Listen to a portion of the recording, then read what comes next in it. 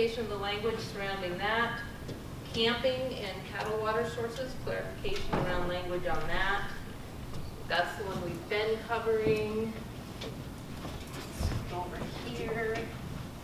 Group size limits. This is a big one that we, for feedback potential.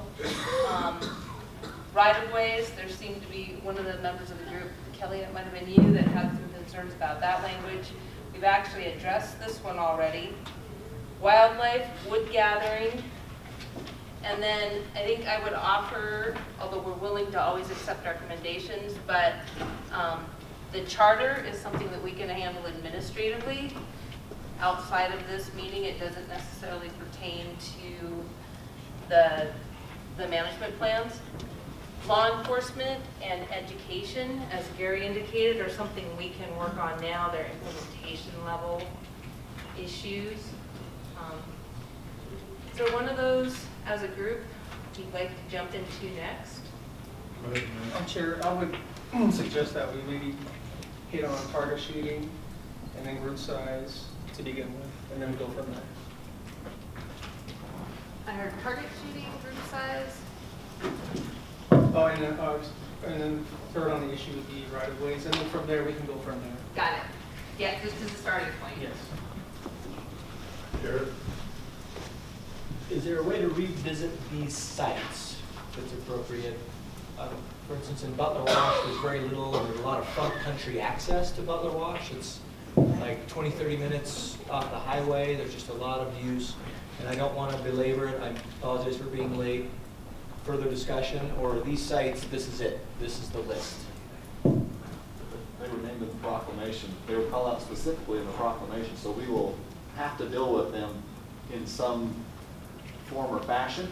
The degree to which use and that is allowed may vary a little bit, but they were identified specifically for visitation. Like, I mean, the dollhouse is 2.5 hours away at an ATV, and it also brings attention to the dollhouse where it wouldn't have got so much maybe in the future, but maybe other sites that are close and accessible. That's just kind of the discussion that I wondered about, and I don't want to deviate it back to something that's been done, but I just wonder, I mean, maybe if those have to be addressed, maybe there's a few that we add though, or the recommendation from the committee would say, hey, I mean, my recommendation is that we do something that's keep thinking front country. Dollhouse is back country, even though it's along a decent road, but it's along those out there. Does that make sense? And the Shea Canyon, kind of the same thing. Is by pointing a spotlight on that, we create possibly more problems than we solve, and there's just a lot of congestion up here on the Butler Wash side, Comb Ridge area. Is there an appropriate way to revisit that, or do you want our input at all, or can I just voice my concern and then we move on? I don't know. I think we can take input on whether or not you think some of them should be public use sites or not. I mean, they were named in the proclamation, but I think the determination of whether or not we declare them as a public use site is still within the purview of the plan. Or even how much. Or how much visitation we would prepare for. If you obviously Shea Canyon, if you put a parking lot and a big sign and everything else, that's going to attract a lot more attention than if you say, no, we're going to leave it the way it is. Let's be minimalist with it. So I think that any recommendations you would have for these, but I do think we're going to have to address them because they were identified in the proclamation. So let me pose this question. Is there a way for a subcommittee to be created to participate in that further discussion? Or is this 2 hours it? Because I agree with what Ryan said, we got 2 hours to get through a lot. Those could be weeds that you're spending at least 2 hours in on each site. I mean, the access to the dollhouse, whatever. I mean, do you put steps in there? Do you do? And maybe you don't want our input on that kind of thing.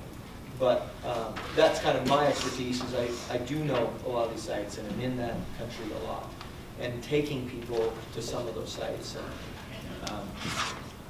I just see something's missing there to what we would recommend as far as kind of front country. I think some of it would be the implementation level. I think that we could have that discussion, and if the chair wanted to entertain a subcommittee, that would be your purview to develop that and continue dialogue. We're still, we're on a limited time frame, so if we can address some of these other bigger things, we can do that. And those, if you don't want to be involved, that would be a recommendation, is that some of these that have discussion. One of the challenges with the subcommittee, still has to go through the Federal Register notification for that committee, and that's at least 90 days out before the subcommittee can start to meet. And then the challenges of their timeframes, trying to meet an expedited planning process, which we've been given, of expediting the planning process. I might offer, if that looks like something we can deal with at implementation, as Gary suggested, a subcommittee to gather information, and there is information gathering that can be done prior to the next meeting. We'd have to schedule the next meeting further out, but we could probably notice a subcommittee meeting. That could also be done as a conference call. Doesn't necessarily have to be face-to-face. It still needs to be noticed in the Federal Register and go through the entire process. But we could follow that up with then another meeting. That could be done. We could work that. I hate meetings upon meetings, but to me, this is at the heart of the entire Bears Ears monument.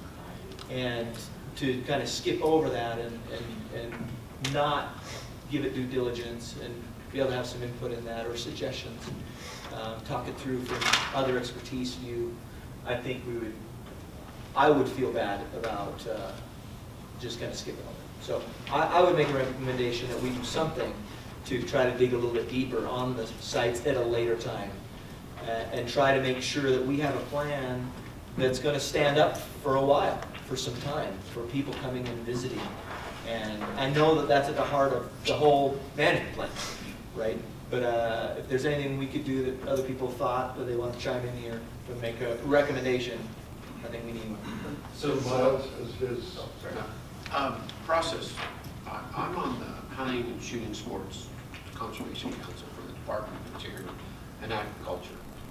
We don't have to do a Federal Register notice for subcommittee meetings. So I would ask that you look to that and see what that process is. If we, and even our committees,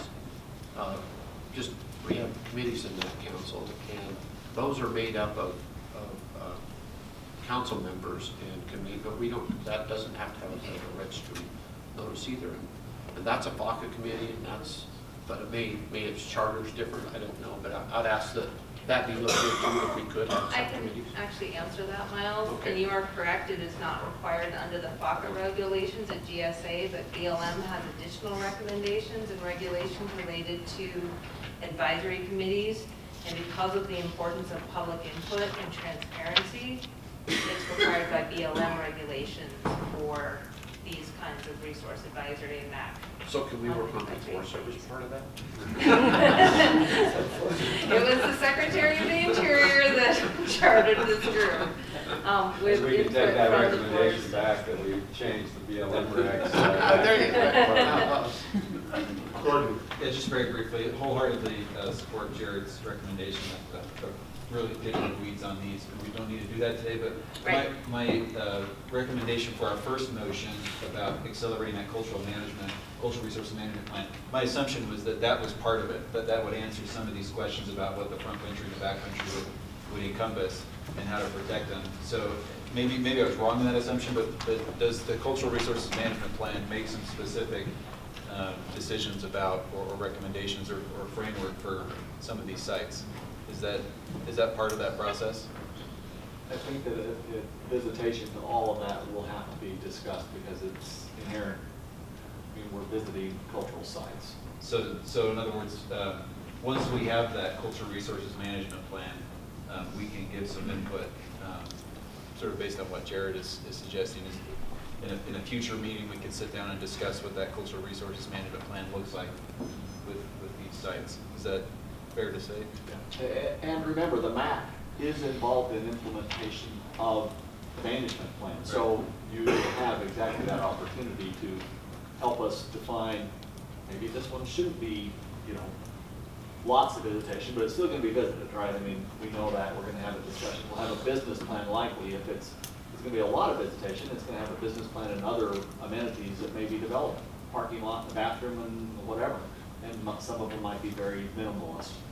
Yeah, if we could just be involved in that planning process, because I understand, I mean, once you get to this point, it's like, okay, this has been viewed by the public, we can't change too far. So I'm just advocating for the opportunity for some of the people in this group participate in the creation of those things. And to me, it's more like, I don't need to sit there and tell you guys how to do your jobs. You guys have way more data than I do. I'm out there an awful lot. We do bring a lot of people through there. But I'm just saying, location-wise, there's a disconnect to me with where people are going and the bullets that I see on that slide. Lee? The appendix in the plan, specifically Appendix E, is a cultural resource allocation criteria and management strategies that bears directly on Jared's concern.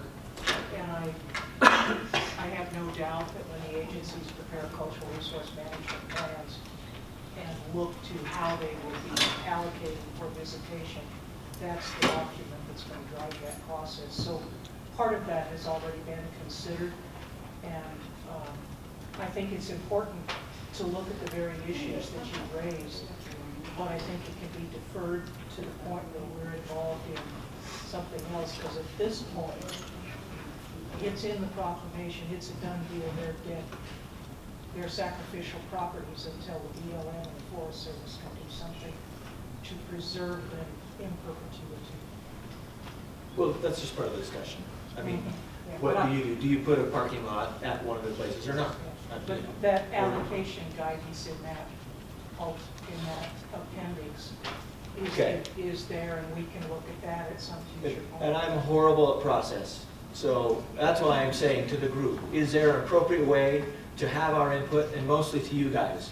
And how would that be, and would someone want to make a formal motion to move that forward, or do we just let it die and we go on with our hour and 45 minutes? No, I think that it's what I've heard from the group, I haven't heard seconded, that the proposal on the table from both you and Gordon, if I can summarize this, is that we take a closer look at how these are going to be managed at the implementation phase, recognizing that there is information in the plan right now that provides for us to further develop how these are going to be managed during implementation.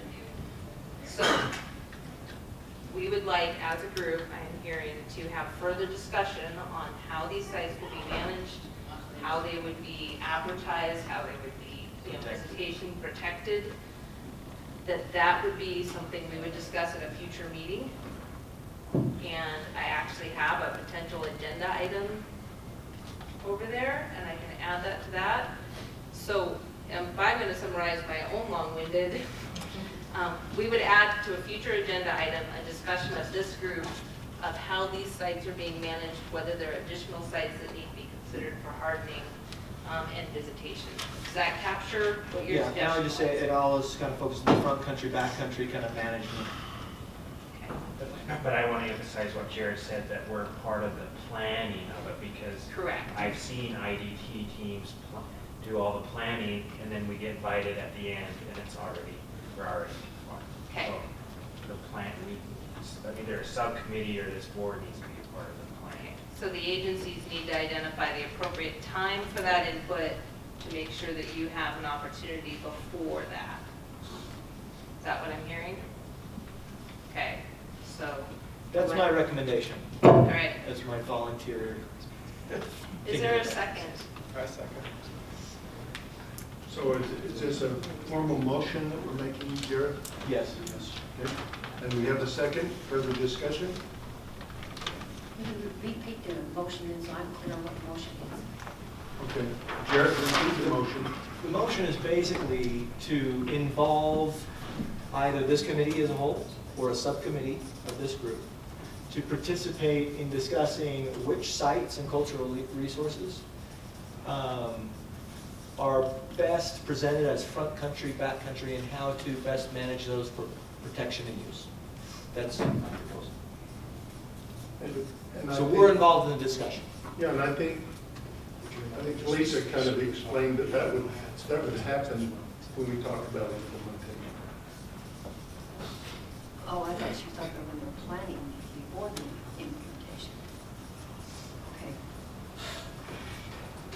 Okay. Okay, so we have that motion, we have a second.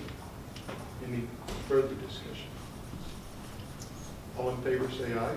Aye. Any opposed? I think it's really incumbent upon those of us who are a little bit on the upper east side, our bladders are telling us it's time for a break. That's why we elected you chairman. If it's all right, we'll take a 10-minute break. That is absolutely fine, and I've captured this as decision 3, and we'll put it over with the future agenda items. Okay, so let's try and be back by 10:15.